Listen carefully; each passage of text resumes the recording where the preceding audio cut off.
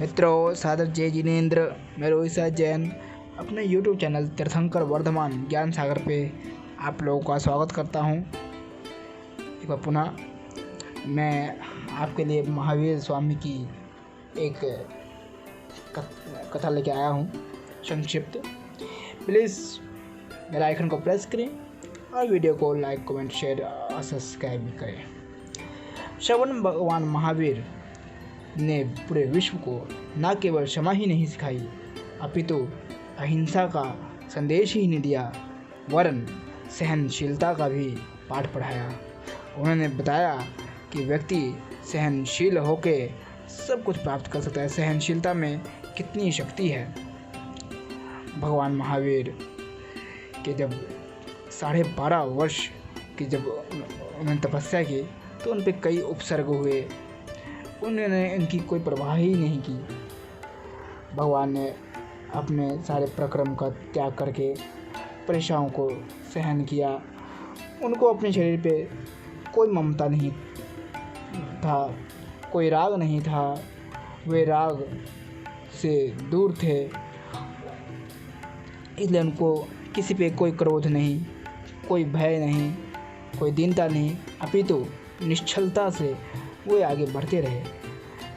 देव, मानव, त्रियंच के अनुकूल या प्रतिकूल जितने भी उपसर्ग हुए वे इसमें निश्चल रहे, उन पर कोई प्रभाव नहीं पड़ा।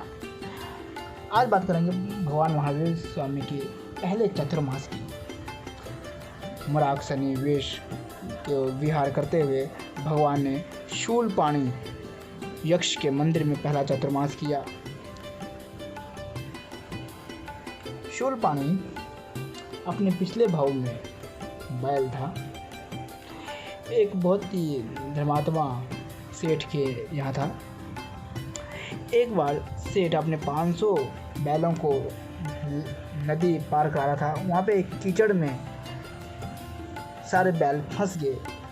तो ये जो बैल था शूलपाणी पिछले भाव में, ये बहुत ही बलवान पुष्ट था। इसने अपने पीठ से गाड़ी बंधी हुई थी, तो उसने 500 बैलों को एक एक करके निकाल दिया।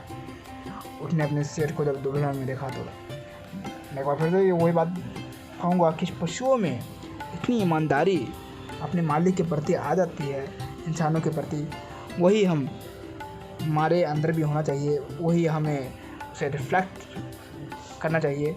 अगर मैं बात करूँ तो आज का मनुष्य बैल कहलाने लायक भी नहीं।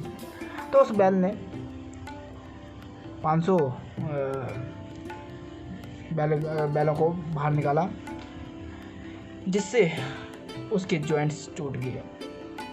सेठ ने वहाँ पे जहाँ से निकले थे वहाँ पे एक वर्धमान गांव था। वर्धमान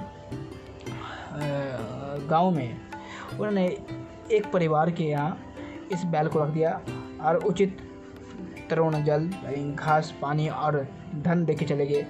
गांव के लोगों ने बैल की अच्छे से देखभाल नहीं की, अच्छी व्यवस्था नहीं की। बैल के लिए एक एक क्षण जीना मुश्किल हो गया था। अतः वह एक दिन मर गया। क्योंकि उसके शुभ कर्म थे, मालिक के प्रति उसकी इतनी ईमानदारी थी, तो इसलिए वो अगले भाव में यक्ष बना, शूलपाणी। यक्ष बनते ही उसको अपने पिछले भाव का पता चल गया। अपने ज्ञान से उसने जान लिया। अतः उसने उस गांव के ऊपर बहुत क्रोध किया।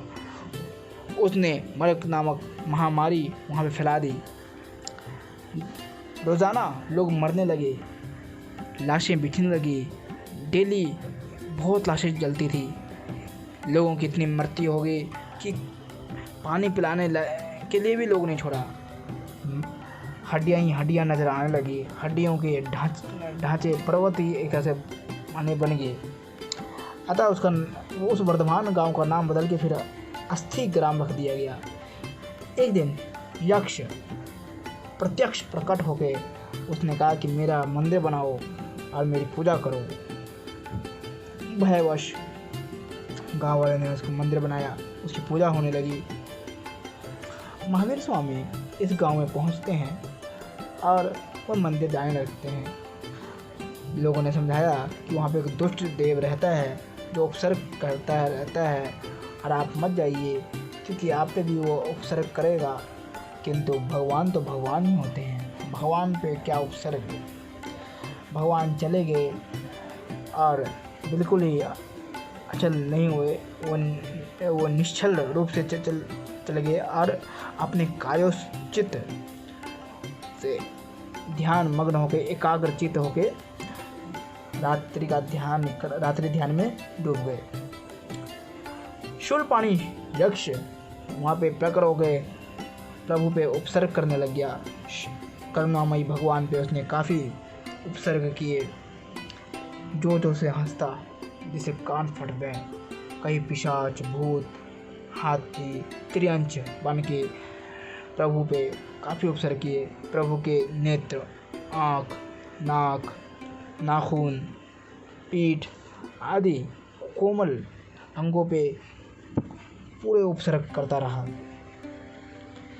अगर जितने प्रभु पे उपसर्ग हुए उतने हम पर भी उसका 1% हो जाए तो व्यक्ति मर जाए, लेकिन प्रभु ने सहनशीलता के साथ रहे, उन पर कोई प्रभाव नहीं पड़ा। इतने उपसर्ग करने के बाद शूलपाणी स्वयं ही शांत हो गया, अतः वह प्रभु के समक्ष हार गया। उसने पराजय अपनी स्वीकार की। उतने में इंद्र द्वारा प्रभु की रक्षा के लिए सिद्धार्थ देव जो स्थापित था वो कहीं चला गया था, तो वो आता है और शूलपाणी यक्ष पे क्रोध करता है और कहता है, तुमने तो इंद्र के पूज्य भगवान पे उपसर्ग किया है, अब इंद्र तुम पे बहुत क्रोधित होंगे और तुम्हारा ये स्थान भी छीन लिया जाएगा। यक्ष को अपनी करनी पे पछतावा होता है।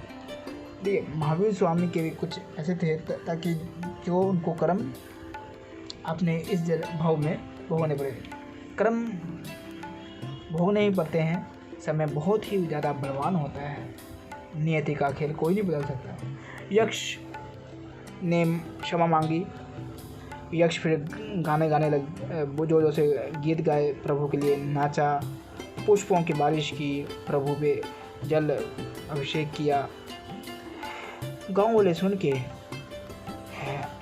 वो आश्चर्य में रह गए कि कहीं यक्ष ने उस पुण्यात्मा का वध तो नहीं कर दिया। जब देखते हैं तो यक्ष उनकी प्रशंसा में नृत्य कर रहा है। प्रभु की ये सहनशीलता ही थी कि उसको बदल दिया।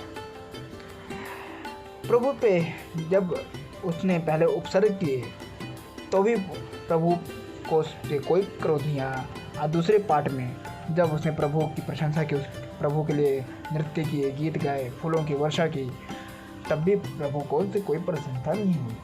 यानी प्रभु एक ही स्थिति में रहे।